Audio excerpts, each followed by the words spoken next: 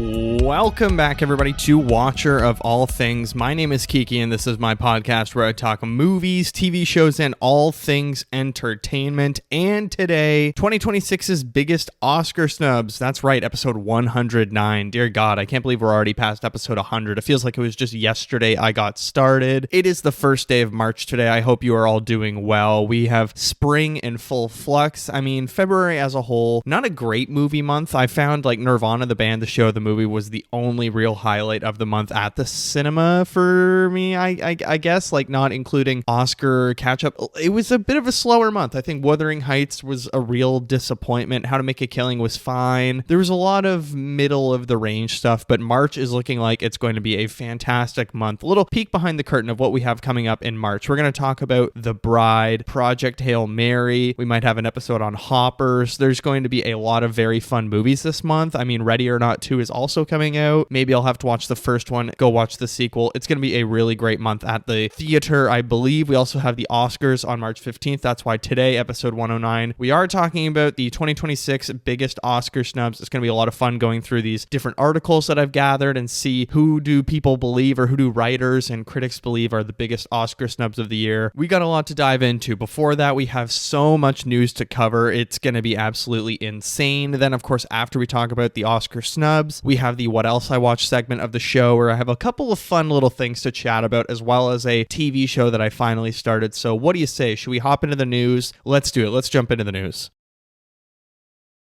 Our first piece of news comes from Deadline, who are saying the hunt for the truth out there is back on. Ryan Coogler's long-gestating X-Files reboot has received a pilot greenlight at Hulu, with Daniela Deadwyler set to co-lead the project from Onyx Collective and 20th Television. Jennifer Yale has come on board as showrunner. Deadline can reveal exclusively. This is really awesome to me. Look, I grew up, I really liked the X-Files. I even got back into them in high school. I remember when I was super young, we had a few of the episodes on VHS and I would watch them. I found them terrifying. It was the one in season 1, I want to say, where it was the shape-shifting guy who could like go through the jail cell. He was in the sewers and something around there. And then there was also this one other episode where, I know the one where Scully actually gets abducted by aliens, but not that one. It was the one where it's a weird like farmer town or like a cult type, very village vibes. And I distinctly remember those two. So I don't know. The X-Files over the years have come back. They had the not reboot, but like the continuation a couple years ago where they returned, and I watched a couple episodes of that. I thought it was pretty decent, but I'm weirdly excited for this. I think the X-Files is a tough property to reboot or continue without the original stars and everyone involved. But if there's someone who could do it, I feel like Ryan Coogler just has something about him where he can do this sort of mythological creature, the X-File world really well. And the fact that he was pursuing this, I'm so curious what made him want to do this. And, you know, it wasn't Hulu or Fox or Disney putting it out there, hey, we want to redo the X-Files, and they happen to go to Ryan Coogler. I think it was his idea, which fascinates me. Anytime there's an artist that is actually seeking out the IP to reboot, I think it's way more interesting than a company trying to push on a reboot. So this could be really cool. I am excited for Ryan Coogler to probably direct some of the episodes, but also Daniela Deadwyler, she's a fantastic actress. I think she's an awesome lead. I'm excited to see, because it says she is co-lead, I'm excited to see who else is starring in the show. I mean, is it going to be a Michael B. Jordan? That would be interesting. I doubt it, though. I feel like they're going to maybe go for someone older, like, I don't know, maybe some kind of dynamic where you can really play the opposites in a fun way, because she's a, I don't know, middle-aged or a little bit younger actress, and then we could have the older agent that she's working with. But either way, I think she's a really great start to the cast. I'm curious when it's actually going to come out, probably later in 2027 if they're only greenlighting the pilot. We're in March right now. They're probably going to film the pilot and then show that to 20th Century Television and then see how it goes from there. This could be really cool, though. Like, I'm surprisingly on board. Normally, I'm very against, like, oh, we're going to reboot that thing. And it's especially when it's like huge cultural iconic things like an X-Files. I tend to sort of push back against it and say, we don't need this right now. But the fact that it's Ryan Coogler, it's X-Files, something I loved when I was younger, and I could totally see another type of X-Files take or a X-Files life, because I do think there is a place for the X-Files in our world right now. I'm very excited for this, so that's going to be really cool. Let's move into our next story, though. Christian Bale has fully confirmed, like confirm on Jake's Takes podcast where he was interviewing about The Bride, that he is starring in Heat 2 alongside Leonardo DiCaprio. Now, they are about to film in Chicago. I know that Leonardo DiCaprio is currently filming Marty Scorsese's film in London, is it? I think it's London, because we're actually going to talk about that next. It's What Happens at Night, and I'm excited for that as well. But this is kind of crazy news. Now, the cast of Heat 2 is a little confusing to me. Who is playing who? What is the timeline of Heat 2? I don't really understand what the story is, because I haven't read the book. I simply thought it was just about, Val Kilmer's character after the events of Heat, and then we're flashing back to young De Niro and young Pacino. But I guess it's going to be a little bit of like jumping back and forth, maybe jumping throughout the years, because here's who's been rumored to be in Heat 2. We've had Adam Driver, Bradley Cooper, Christian Bale now confirmed, Leonardo DiCaprio, Austin Butler. There's so much like jumping around, and there's so many of these like A-list stars. I think even Brad Pitt may have been lined up at one point, but I don't think he's going to be in it. Right now, I think the confirmed stars are simply Leonardo DiCaprio and Christian Bale. I feel like they're playing young Pacino and young De Niro, and it's really interesting that Leonardo is going to be playing young De Niro, because he has had this kind of obsession with him his whole career, and even working with him on Killers of the Flower Moon. Like, he spoke about in so many interviews how he just wants to be young Bob De Niro pretty much, and I'm excited for this, of him to fully channel that. I actually almost watched Heat last night because I just,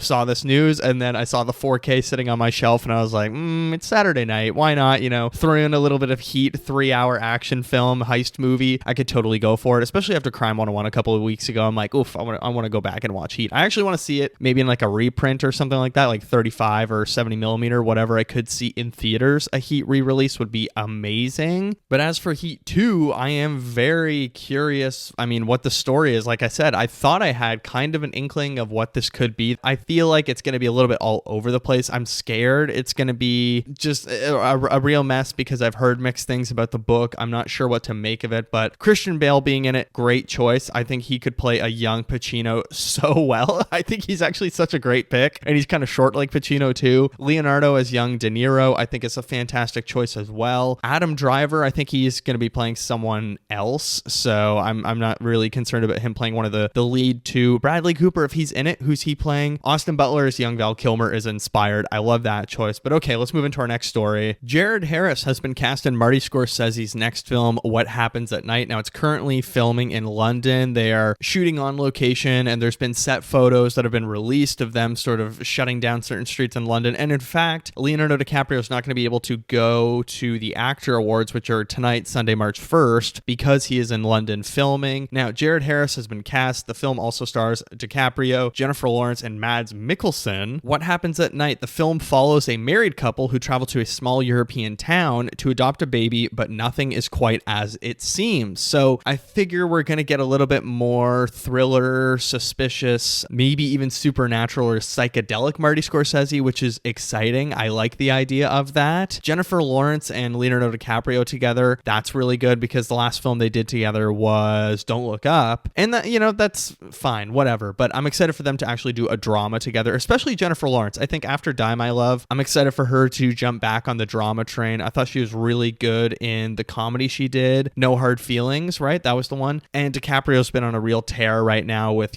Killers of the Flower Moon, One Battle After Another. I'm excited to see him do a little bit more drama, less comedy. Mads Mikkelsen, I'm predicting he's going to be some small town mayor weirdo, and I'm very excited for that, because Mads Mikkelsen can play a creep very well. Look at Casino Royale, plays a freak in that. He also played Hannibal Lecter on TV, right? Jared Harris, really great choice. I'm curious what his role is going to be. Is he going to be maybe a agent that's sent after them to hunt after things? Is he also going to be a small town weirdo along with Mads Mikkelsen, adoption agency type guy? But the story sounds thrilling, and I'm excited to see Scorsese just pump out another great movie. I thought Killers of the Flower Moon was absolutely fantastic. I actually have the Criterion arriving this month or next month. I can't remember, but usually, look, I don't like pre-order tons of movies. I think I've pre-ordered 3 movies in my life. One of them being One Battle After Another, one of them being Marty Supreme, and the third, Killers of the Flower Moon on the Criterion Collection, because it's been out for, 3 years now, but it's never had a physical physical release in Canada at least. And I was like, I 100% have to buy that. Like, that's just necessary for me. So I had to rationalize spending the money in my head of like, no, you need this. Regardless of my financials, I am very excited for what happens at night. I think this is going to be a stellar movie. Really great cast. Excited for DiCaprio to team up with Scorsese again. I'm excited for Lawrence too, because she hasn't worked with Scorsese before, right? Yeah, no, she hasn't. It's going to be great. I'm actually predicting big things for this movie. But our next story, Universal Pictures' upcoming romantic comedy, The Catch, starring Emma Stone, looks to be gaining some serious momentum. As sources tell Deadline, Chris Pine is in talks to star opposite the two-time Oscar winner. Now, this would be Emma Stone's first non-Yorgos Lanthimos movie since what? Like probably... Well, actually, she did Eddington this year, and that was her first non-Yorgos movie since, I figure it's probably Cruella, and that was forever ago, 2021. That cannot be right. Oh my God, that's insane. But I'm excited for this because Emma Stone is hilarious. She nails the comedy. Crazy Stupid Love is a very messed up movie, and it's absolutely wild, the story of it, but she is so goddamn funny in that movie. Superbad, Easy A. She's an easily funny actress, and every time she's on SNL, she always crushes it like crazy. I love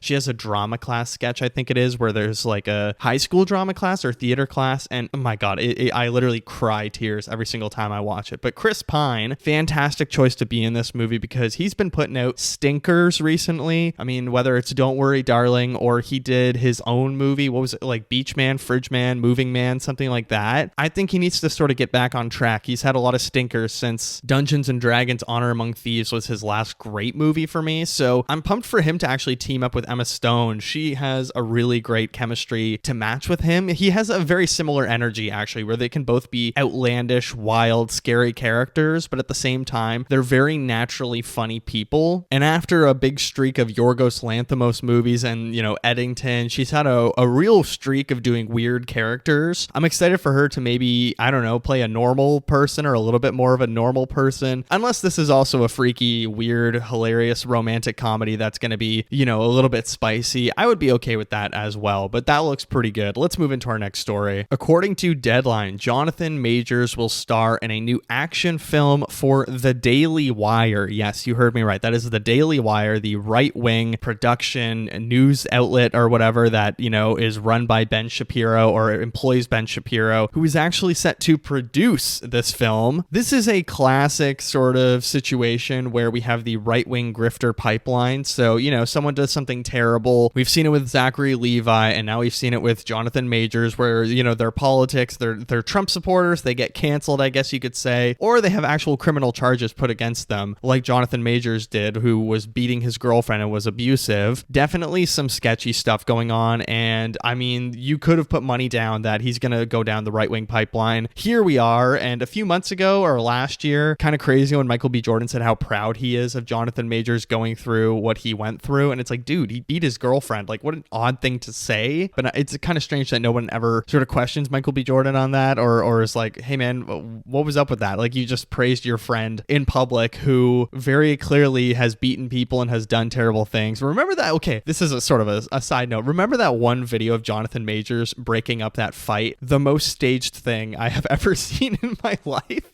That was so nuts. Remember those days? There was another actor who in New York City broke up a fight. I can't remember who it was now, but it was really funny, and that looked real. That was actually legit. And that was, was it Ryan Gosling? I think it was Ryan Gosling, wasn't it, where he broke up a fight in New York? That would be hilarious. But the Jonathan Majors one, that was a real ADHD tangent. The Jonathan Majors one was so clearly staged, where it's like four people perfectly under this like underpass or whatever, and the camera is super clean. The camera's right there, caught the action fully, made me laugh my ass off. This isn't surprising though. I mean, the amount of people going down the right-wing pipeline right now, Ben Shapiro producing the Jonathan Majors led action film, just hilarious. But let's move into our final story of the day, and it is a doozy. Netflix is declining to raise their bid to buy Warner Brothers, and Paramount is now expected to acquire the studio. Now, if you don't remember, or you've been living under a rock recently, Netflix was pretty much all set to go in buying Warner Brothers, acquiring it. They were going to get all the streaming rights, all the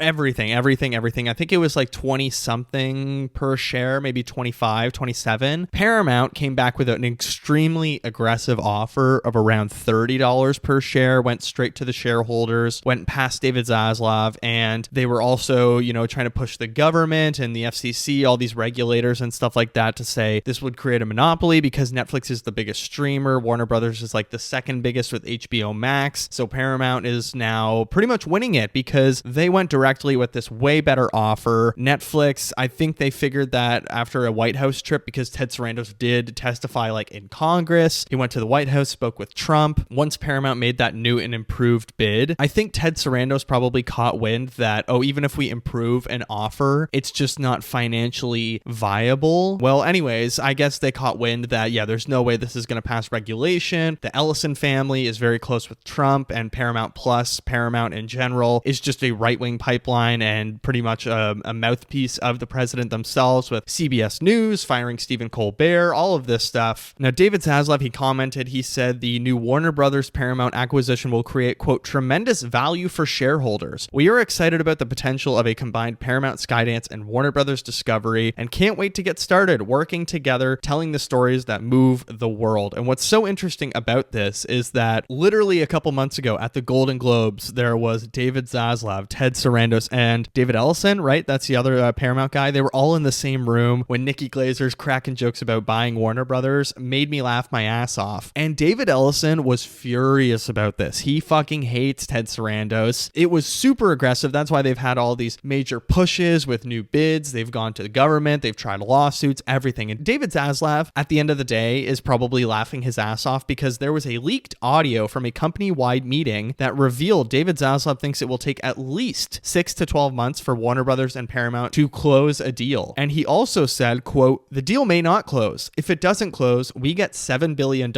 and we get back to work. So he's kind of playing four-dimensional chess right now. I fucking hate David Zaslav so much. I hate all these executive guys. But my dream scenario would genuinely be Paramount's deal does not go through. They have to pay $7 billion to Warner Brothers. He takes his paycheck and fucks off, and then we get someone that can actually run the company properly. That is my dream scenario because I think Warner Brothers is an incredibly strong studio that has been pumping out amazing movies in 2025 going into 2026. I'm excited for The Bride, even if it's not fantastic, but they're going to have Dune Part 3 later this year. There's a lot of really great stuff at Warner Brothers. I think Pam Abdi and Mike DeLuca are doing fantastic stuff. And, if Warner Brothers gets their $7 billion, Congress doesn't pass the Paramount deal because they're like, oh, this is bad. Let's be real, though. It's going to pass all the regulations. But the fact that David Zaslav, and I think this is true because it's coming from Business Insider and a lot of big sources that he said this on the phone call, maybe he has a feeling that the deal will not go through, and that would be awesome. The fact that he's even voicing this and saying, well, if the deal doesn't go through, we get our $7 billion,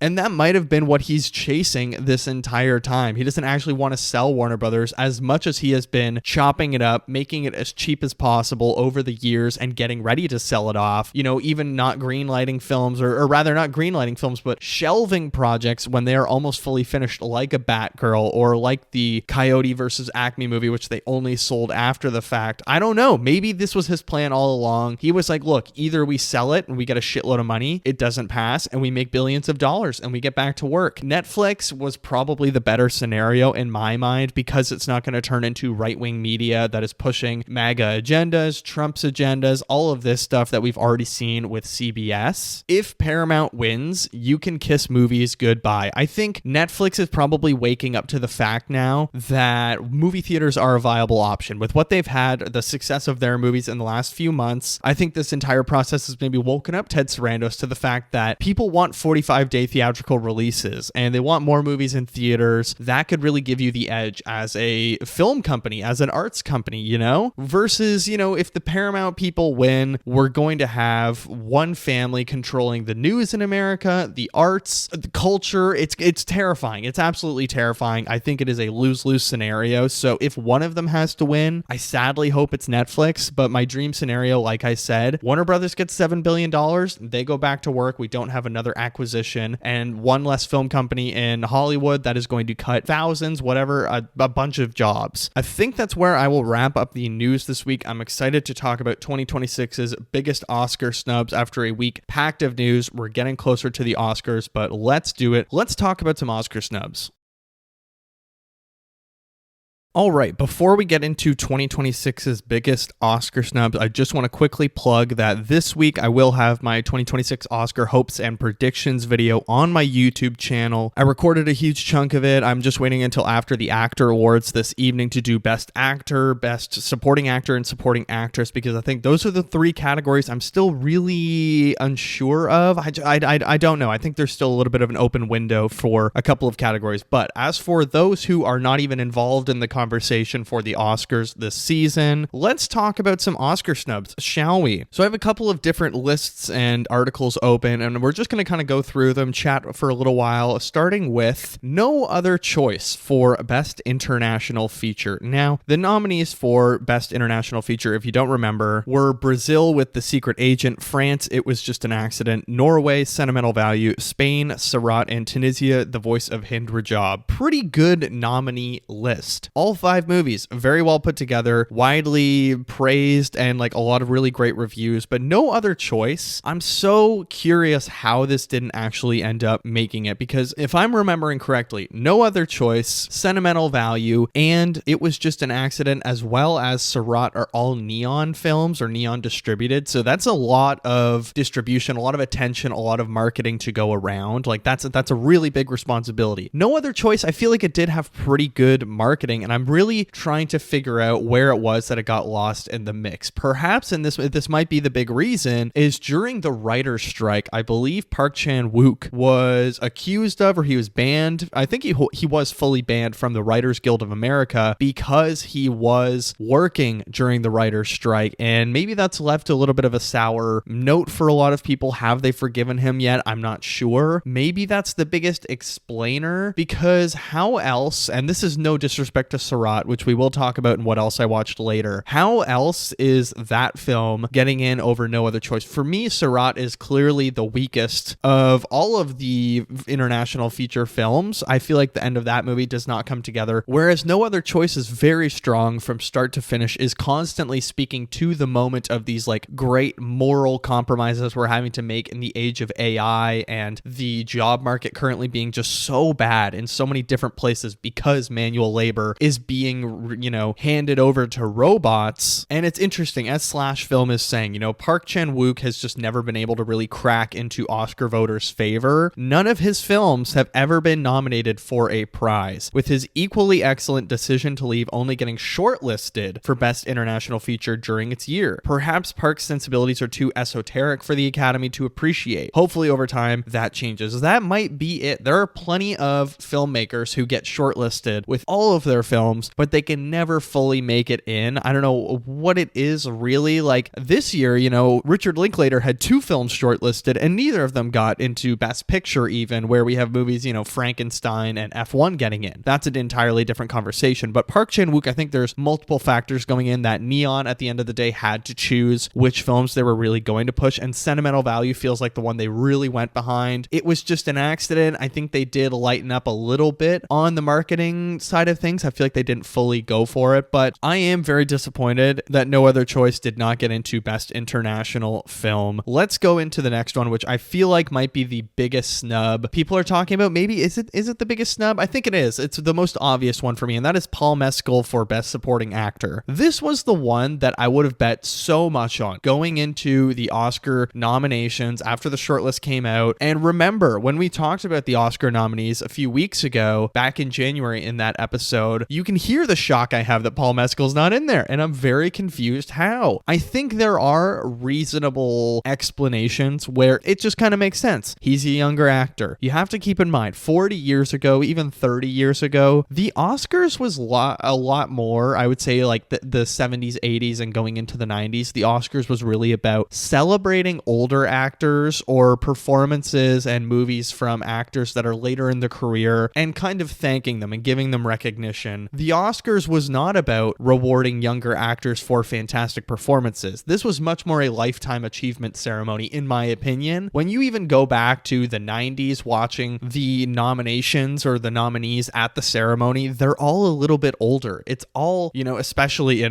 supporting actor and lead actor, it's all older white men who are in their 60s or 70s that are sort of being celebrated later in life. Then you get the Denzels, you get some of the younger actors like Russell Crowe's who are not at at the later stages of their career and being celebrated and are breaking through. And then you have Adrian Brody, who is a big moment for younger actors because, like Timothée Chalamet, he's an actor that gets rewarded earlier in his career. Obviously, Chalamet hasn't had that yet at the Oscars. Maybe he will in a couple of weekends. I'm not sure yet. But like Paul Mescal, I think it might be a case of the Oscars sort of reverting back to their older ways and saying, you know what, we're going to celebrate some of the older actors, and, you know, the older actors who happen to be nominated in Best Supporting Actor are extremely competitive. And I think that's one of the most competitive races this year. That's why I said I'm waiting to film that one for my YouTube video, because I'm just really not sure where it's going. When it comes to the SAG Awards or the Actors Awards, I believe Stellan Skarsgård is not even nominated. But at the Oscars, we have Benicio del Toro, Jacob Elordi, Delroy Lindo, Sean Penn, Stellan Skarsgård, and Paul Mescal isn't even the only supporting actor that was snubbed. I think there's another big one that we're going to talk about later in this list who could have been included, but he's not. And Paul Mescal as well, a few years ago, was nominated for Aftersun. He's already gotten that recognition a couple years ago, and I think there are a few actors on this list of who was nominated or who were nominated that are later in their life and being celebrated as sort of a culmination award, whether it is Stellan Skarsgård, whether it is Delroy Lindo. I mean, Delroy Lindo a few years ago for Da 5 Bloods did not win Best Supporting Actor, and I think that was a real moment where he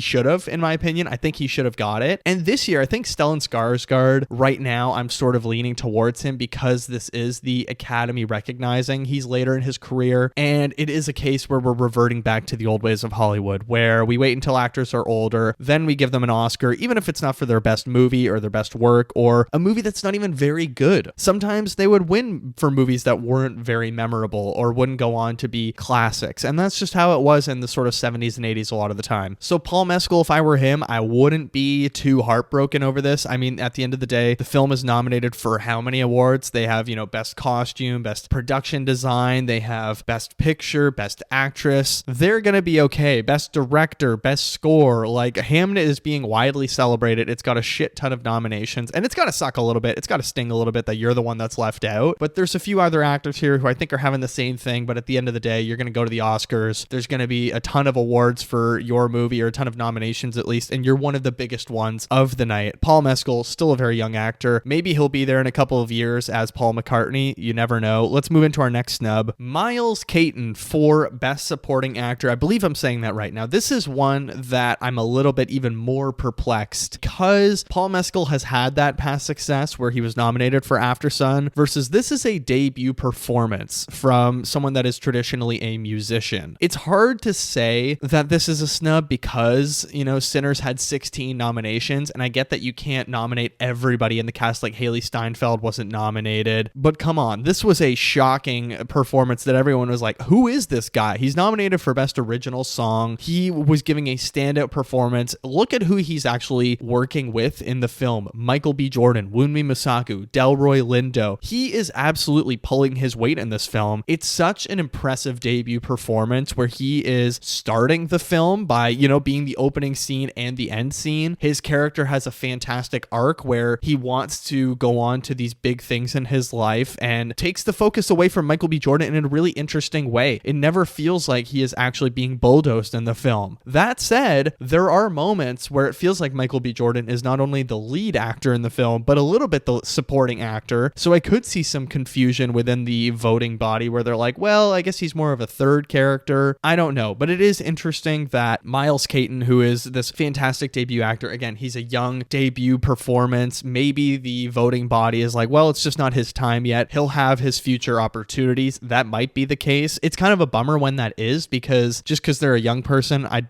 don't think it means they shouldn't be rewarded. And remember, Best Supporting Actor, I think, is a very contentious category because there are so many instances where there's a supporting actor or actress, and in my mind, I'm like, that's just a lead performance. That is not a supporting performance. I'd argue last year, Kieran Culkin, that felt like more of a lead performance or a co-lead performance rather than a supporting performance. This year, Miles Caton, I think there's no argument that it is a supporting performance, and I wish he was included, but again, who are you taking out for him? Delroy Lindo, I would fight for him to be in there. Benicio del Toro and Sean Penn, I think they should both be in there. Jacob Elordi, not my favorite. I'm like, okay, he's probably the bottom of the ranking for me. Stellan Skarsgård, no way I'm letting him get out of the Best Supporting Actor race. Like, he is fantastic. He's such a great supporting role in Sentimental Value. value and really does play the supporting role perfectly. So I think it was just kind of wrong place, wrong time for Miles Keaton in some ways. It's an impressive, lovely, amazing debut performance, but just not really the right time in my opinion. Next up, we have Jafar Panahi for Best Director. So look, there's 10 Best Picture slots. Like, it's crazy how there's so many options for the Best Picture race, and that even some not very good movies or painfully average movies, like last year with Wicked, this year with Formula One, they can get into the Best Picture race, but I think Best Director is extremely tight. This year, it was like, I have no clue what direction this is going to go. It's, in my lifetime, maybe one of the most like tracked who is actually going to get in, who's going to get snubbed, and people were going to get snubbed. Best Directing, remember, we have Chloe Zhao for Hamnet, Marty Supreme, Josh Safdie, One Battle After Another, Paul Thomas Anderson, Sentimental Value, Joachim Trier, Sinners, Ryan Coogler. In my opinion, I think Josh Safdie is probably the one that shouldn't be in there, just because, and look, that's not just because I know he's a piece of shit in real life. That is because I think he has done Marty Supreme before with Good Time and Uncut Gems. He is not bringing something original or revolutionary to the table, versus Jafar Panahi with It Was Just an Accident. It feels like not only is the film incredibly interesting in its subject matter, but we also forget that, and it sort of just goes against what I just said with Josh Safdie, the Oscar voting and Oscar rewarding, I guess, or nominating and rewarding and, you know, accepting awards is so much more than just what's on the screen. Sometimes people vote for who they want to win based on how they know the nominee, based on what their appearance is, where they are in their career. Again, rewarding people for being later in their career is a common thing, but also speaking to a political moment, I think it would be very interesting to have Jafar Panahi on stage with what's happening in Iran right now, especially after this last weekend where their supreme leader is killed. The US and Israel are doing illegal strikes on girls' schools where they've killed over 80 people. Jafar Panahi has had arrest warrants. He's spent time in jail. He currently has a warrant out for his arrest. It's very strange to me that Academy voters did not resonate with that, because he's been praised everywhere else. He wins the Palme d'Or at Cannes this year for It Was Just an Accident. I think he won Best Director. No, that's not true. I think Benny Safdie won Best Director, but he's been praised elsewhere, and it just seems like he couldn't crack the awards ceremony, or the Oscar ceremony, pardon me. And I'll spoil my Oscar video a little bit that's coming out later this week, but I wish Jafar Panahi was included because it would have been interesting to see him on stage. I think there is a lot more that goes into voting than just what was the best movie, who is the best director. It's also voting for the person that does the work, and in many categories, the people in the industry who are voting for that are the people that do that job. So whether it's production design, that's production designers usually voting for that, or costume, hair and makeup, visual effects. In this case, best director. A lot of the time, the people that vote in these certain categories are people that do that job, and they respect that person that they're voting for or the nominees that they're including. So I am a little surprised that other directors were not thinking of Jafar Panahi and It Was Just an Accident. Maybe it's not the strongest film, because I enjoyed it a lot. I really, really enjoyed it, but I've seen a lot of movies like it in some ways, of people dealing with a former life in a political frenzy, or a former life where they've been imprisoned by a regime. I mean, Kovadish Ada a few years ago is about someone reckoning with a thing that happened in their life with the genocide in Srebrenica. So I don't know. I figure that maybe some voters are like, well, we've seen this film before and it's not that impressively directed. But at the same time, there's so many inclusions in all of the Oscar categories where it's like, well, that film's not great, but people want to see that person on stage. So I'm surprised Jafar Panahi was not one of those. Let's move into our next snub, however. Chase Infinity for Best Actress. This is one where I'm like, I agree it's a snub, and I would have loved to see her instead of a Kate Hudson, maybe even an Emma Stone in Begonia, who in my opinion is a little bit more of a supporting actress in that film. I think she's a lot more playing opposite, and the film is really about Jesse Plemons. Chase Infinity, however, I really do wonder where the reluctance is from Oscar voters, maybe in lead actress. Specifically, I could see it coming from the fact that she doesn't show up in the movie until half an hour in. She is also the one that's,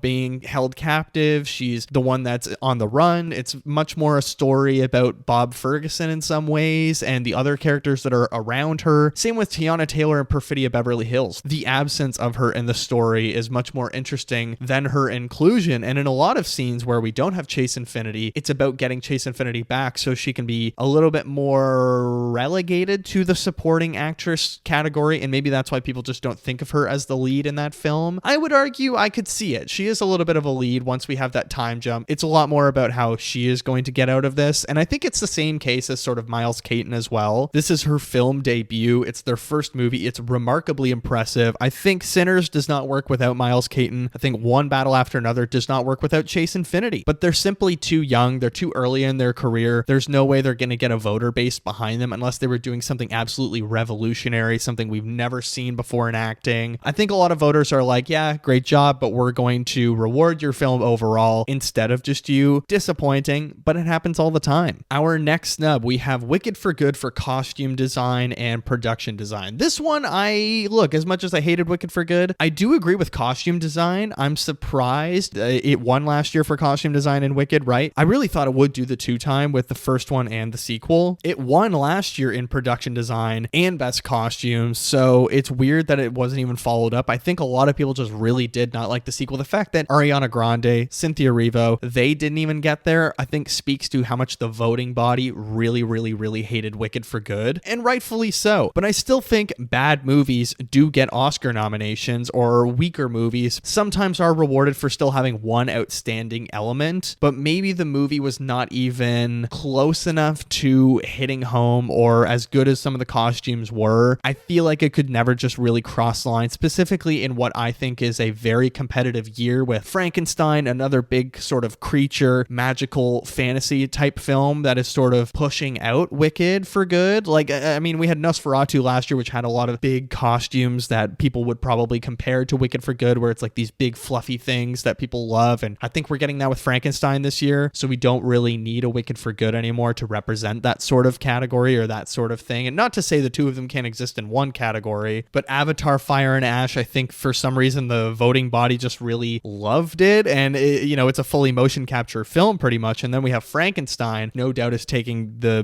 like sort of lead spot like Wicked was last year. Hamnet, a lot of really great period piece clothing. Marty Supreme, same thing. Sinners, same thing. So there's just no wiggle room for Wicked for Good there. But okay, let's just move into our next Oscar snub. One that I do sort of agree with. It's Sorry Baby for Everything. Now, I liked Sorry Baby. I thought it was a very touching film. Eva Victor is going to have a very, very big future ahead of them. Like, there's no doubt that this is going to be just a stepstone on a big career that they're about to have. For me, I think it is an underrated film this year, but I don't think it was quite hitting the peak of a lot of the Oscar-nominated films or a lot of the Best Picture nominees. I don't think it's quite hitting those with sort of, not amateur, but debut feel. It feels like a debut film for me. Now, I'm not saying it has to get a Best Picture nominee, but original screenplay, I am very surprised it couldn't even get in there, considering it's Eva Victor's first feature film script. I think it's miles better than Blue Moon, and I think it's even stronger than, I would say it was just an accident. I feel like it is a little bit stronger than that on a script side of things. It feels incredibly unique. It feels like there's a real, authentic voice behind it, and I was personally shocked that it didn't get in. Eva Victor even got a shout out from Julia Roberts at the Golden Globes. Maybe it just needed to be a few weeks earlier when Oscar voting was just beginning and getting shortlisted and stuff like that, but it is disappointing. Again, I think it is a case where it's like, oh, well, you're a young creator. You're going to be okay, Eva Victor. They have a long career ahead of them. They can come back from this with another fantastic, hopefully not sophomore slump, but hopefully another fantastic film in a few years. And there is a bit of a theme this year of a lot of young creators being snubbed at the Oscars, whether it is Miles Caton or Chase Infinity or Eva Victor. It seems like the Oscar voting body is much more inclined this year to reward a lot of really great performances from more experienced actors outside of Timothée Chalamet, I would say, because they have no problem nominating him. It's happened multiple times now. But Eva Victor not getting a single thing for Sorry Baby was shocking to me. I think it was, beloved among the film community, among,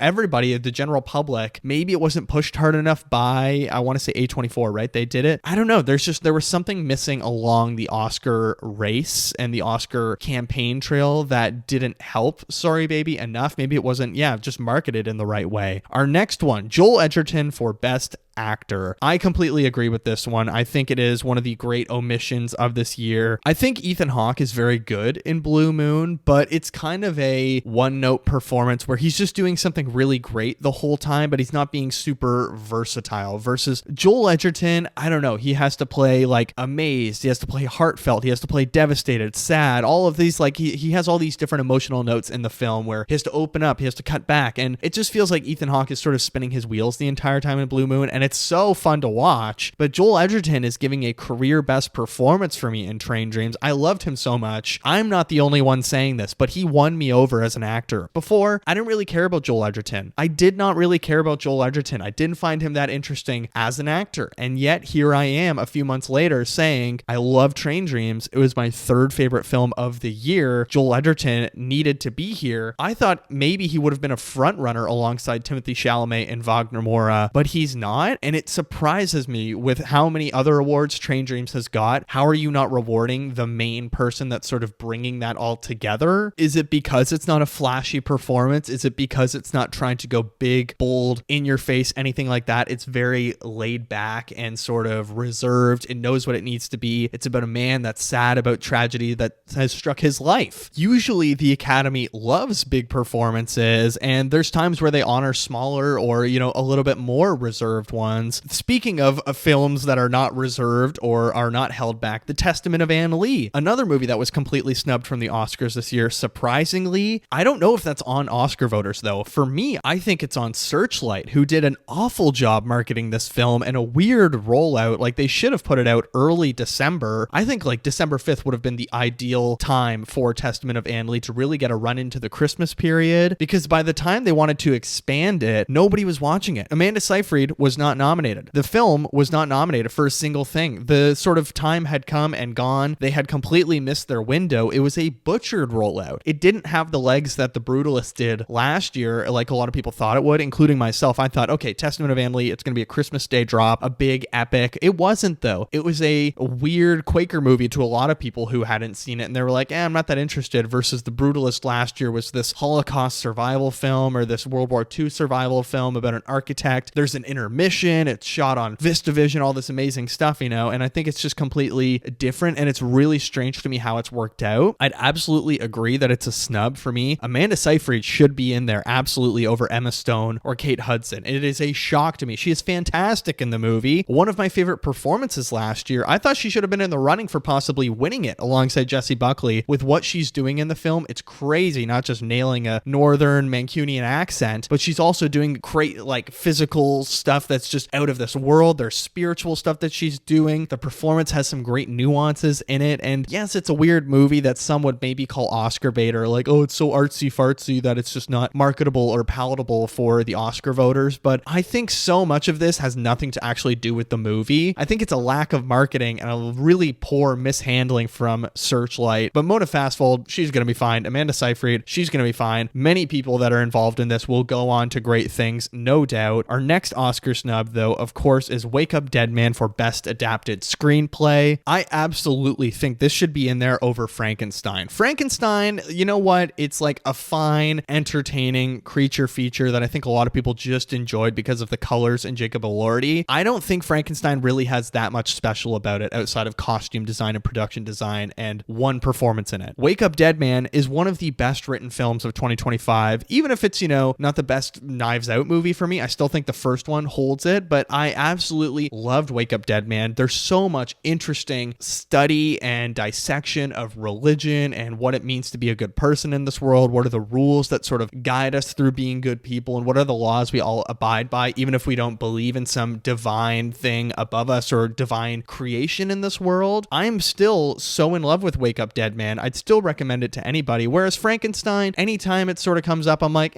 whatever, it's different from the book, I guess, and that's fine, but it's not some creative, miraculous improvement on the book that is must-see film. And am I crazy, or was Wake Up Dead Man nominated for the first Oscar, maybe even Glass Onion as well? Was Glass Onion Best Adapted Screenplay as well? And it's adapted, by the way, because it's a sequel. You're adapting your first film. I don't know. I was really surprised that Rian Johnson didn't go 3 for 3 here. I hope for the fourth one, because absolutely there's going to be a fourth one. I hope he's nominated for it. But next up, we have Jesse Plemons and Best Actor. Now, this is another case where I'm like, look, incredibly strong 4 that were hard to break through, and that 5th spot was really up for debate. I thought the day before the Oscars, I think we will see Jesse Plemons in here over Ethan Hawke. But Ethan Hawke, I don't know, maybe it's just the sort of legacy he has where a lot of voters love him, have loved him over the years. Maybe Jesse Plemons, for a lot of people, felt like a supporting actor. That might explain the Emma Stone Best Actress thing. I'm not really sure. I see Begonia as Jesse Plemons' best performance in his career outside of Game Night and his cameo in Civil War. I think he is so strong in the film. He brings such sympathy or empathy. He makes you feel so much, despite how crazy you think he is. By the end of the film, it's just sad how bad you feel for him, and it's so effective, and his performance is so encapsulating, really brings the film together. It's like Chase Infinity or Miles Caton without Jesse Plemons. I think Begonia doesn't work nearly as well, and it's not that Begonia's too weird for the Oscars or something like that, because it's nominated for Best Picture, Lead Actress, Score. It has these nominations. I don't know what it was. Was it a case that the 5 that were picked are just so good that others are going to struggle to crack into it? I don't know. Or it's a 4 that is so good and there's all of these others that could be the 5th, whether it is Joel Edgerton, whether it is even Josh O'Connor. I think that is a lead actor performance, and same with Jesse Plemons. All 3 of them, I thought maybe there's a world they get in there. It's disappointing he didn't, because I think, a lot of people were pushing for him, even his wife, Kirsten Dunst. I think she was really advocating like, oh, my husband kind of blew it out of the fucking water. Why don't you people reward him? But this is just a really strong year at the Oscars where people were bound to miss out. There's so many categories where I'm like, oh, that could have been a really great 5th, but that 5th spot was always going to be up for debate. I think it's a year where it's like, okay, pretty much every category is going to be Sinners, One Battle After Another, and Hamnet, and then the other 2 could be a toss-up between so many different people. All of the sort of techie stuff like production design, costumes, makeup and hairstyling, Frankenstein is going to be there and in that conversation, but there were many strong categories this year. Just to sort of wrap up my 2026 Oscar snubs, where I feel really bad for one person, whether it is an Eva Victor, a Chase Infinity, a Miles Caton, Jesse Plemons, Jennifer Lawrence. Of course, not getting into lead actress was devastating, but Die My Love had no promotion. It had like 1 week of being like, hey, yeah, it's in theaters now. Robert Pattinson's here. Jennifer Lawrence is here. But then when it came to award season, nobody doing a for-year consideration about Die My Love. I think that movie just like came and went. Really disappointing, but I think that's going to do it for the 2026 Oscar snubs. Let me know your big Oscar snubs down below, but for now, let's get into what else I watched. Alrighty, what else I watched? I have 4 short films / 1 feature film. I have 3 TV shows to talk about. So let's just start with the TV shows. Nirvana, the band, the show, season 1, the Viceland series. I finally started it because I found it online on an unnamed source. Holy dear God, it is one of the funniest shows I've ever watched in my life. And that's not just because I've become a huge fan of them. It genuinely, episode to episode, is amazing. So I watched The Banner, The Booking, The Bean, The Blind Side, The Big Time, and The Boy. The Banner, which is the starting episode where they plan to put up a banner across the street, but after they went to like JCPenney, I guess it is, or where did they go to get photos done? Jay's wearing these leather pants where they actually rip and his penis pokes out, so it's on the banner, and they want to go put the banner up, but then all these people are laughing at the banner. Just, oh my God, there's so many moments in this TV show where you're just hysterical. There's one episode where they go to Scotiabank Theater on the night of The Force Awakens,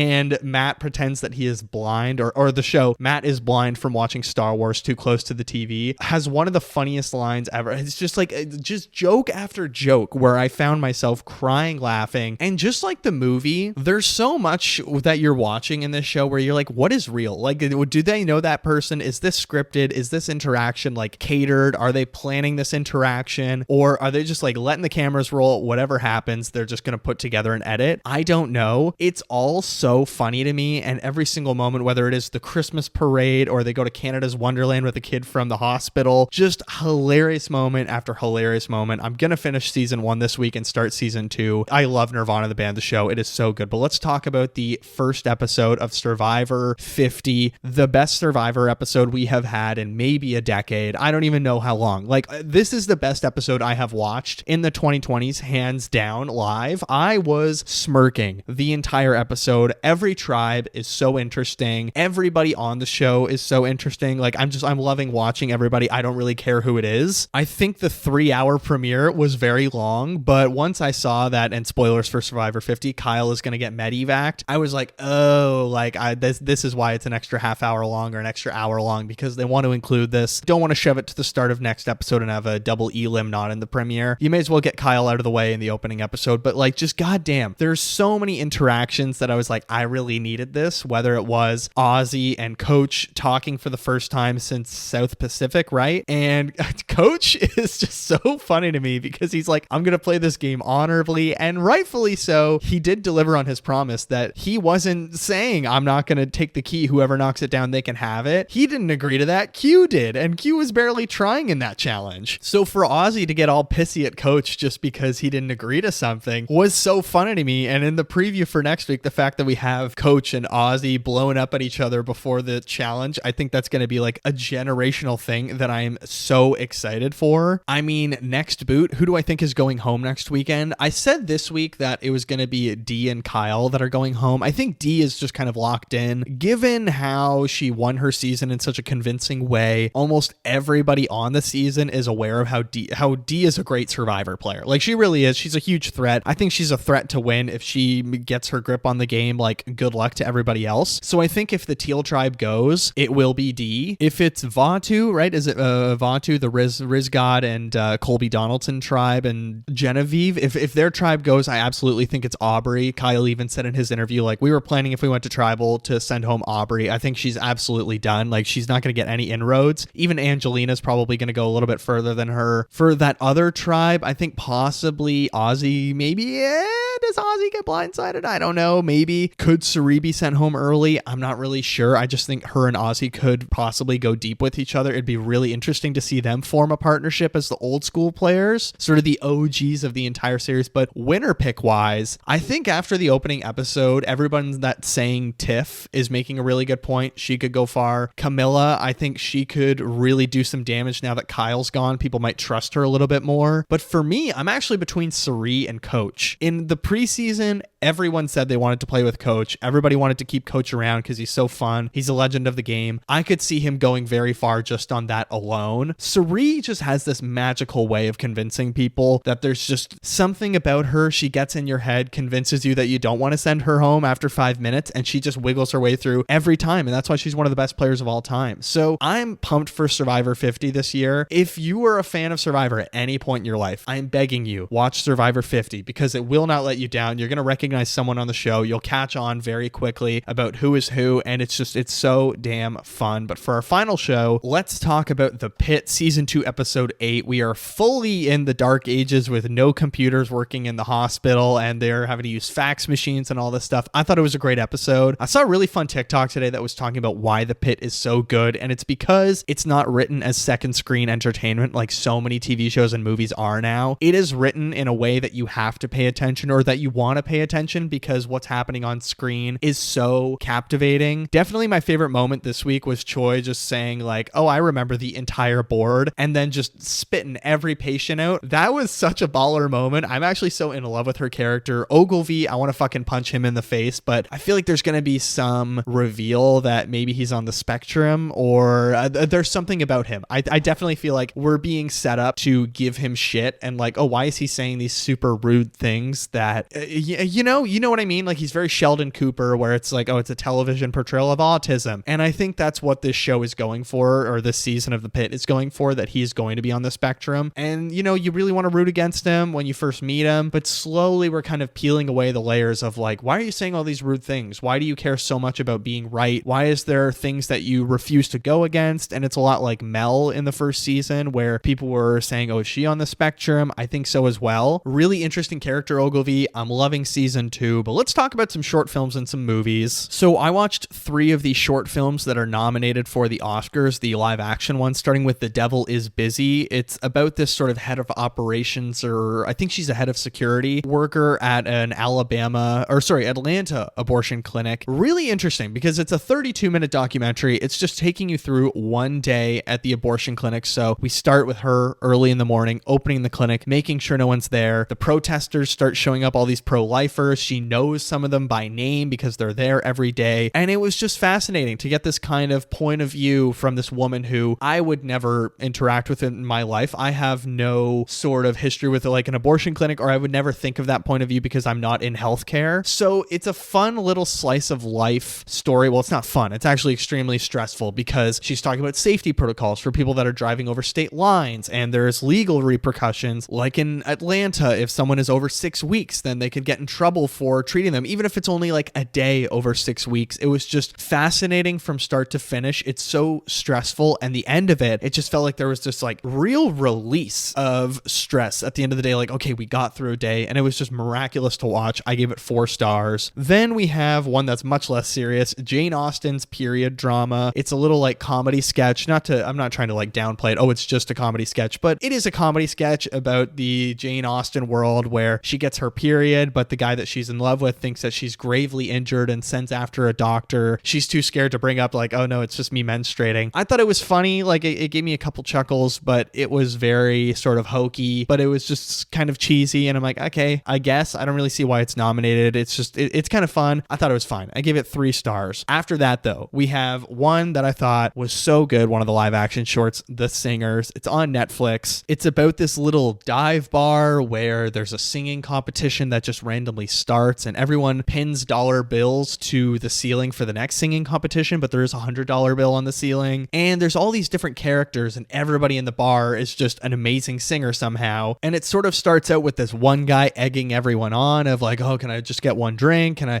I can outsing anybody here. And then everybody in the bar is just sort of one-upping each other because they have these really sad, heartfelt stories that just frankly blew me away. I was amazed by this. It looks so good. Like the cinematography is so analog and film grainy. It's shot in the 4:3 ratio, which is just gorgeous. There's so much smoke and fog. Absolutely gorgeous. I gave it 4 stars. And the final thing that I'll talk about this week, because I'm saving a couple other things for next week, Surat, nominated for Best International Feature and Best Sound. I saw this at the TIFF Lightbox, my second film ever there, and in a really great theater with fantastic surround sound, a movie about people that go to raves, and the first 30 minutes is pretty much just rave music, was so cool. I was like getting goosebumps. I was on the edge of my seat. It's barely any dialogue for the first half hour. It is just rave music where it just like only once cuts out. The film also waits until 30 minutes in to drop the title card, which I thought was such a baller move. I really enjoyed Surat. Like, I think the ending, it gets a little bit messy, and it's just like kind of, oh, this is what happens. But once you think about the story and these people who are ignoring all the terrible things happening around them, and it's kind of this colonial exploration in some way about party people that go to dangerous places or lesser developed countries just to party and take advantage of the spaces that they have, you sort of understand where the story's going. So I didn't think it was the best Oscar nominee this year in international feature, but I still thought it was pretty good. I enjoyed it enough. I gave it 3.5 stars, maybe going down to a 3. I'm not sure, but I enjoyed it enough. As for next week, we have The Bride. I saw that a lot of the animated shorts for the Oscars are actually just on YouTube for free. I watched a classic George Clooney film that I'm going to talk about next week as well. And there will be a little bit of Oscar catch-up. We also have more Survivor talk. We have more of The Pit. It's going to be a really great week, but for now, that is what else I watched.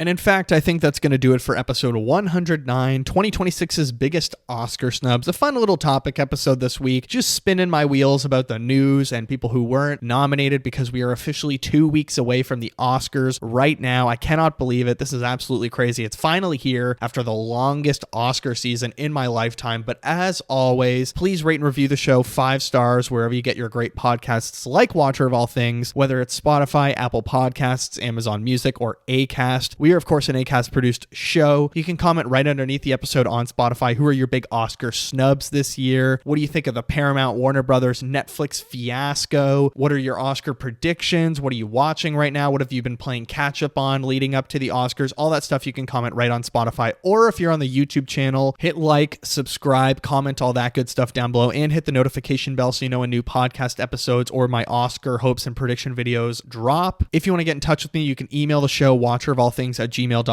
and I am on social media. Instagram and Threads are just at Watcher of All Things, and the TikTok account is at watcher.of.all.things. My personal Letterboxd account is KikiJ70. That's KIKIJ70. Follow me on there. Drop a comment under one of my reviews that you found me through the show. I will follow you back. Let's build a little community. I post on social media all the time, like I do videos and stuff every single day. Check out all of those links below. But next week, like I said, we have Maggie Gyllenhaal's The Bride. Bride. I'm very interested in how this is going to go. I'm seeing it Thursday night in IMAX. I'm excited, kind of skeptical. I don't know. I've heard mixed things. I've heard some people say it's really bad. I've heard other things say it's a big, audacious swing. So I'm excited either way. But for now, thank you all so much for listening, for all the love I get from you every single week. I'm excited for the Oscars coming up. I'm excited for The Bride. Let me know what you are excited about. 2026 is going to be a big year for movies and TV shows. But for now, take care of yourselves, and I will see you in the next one.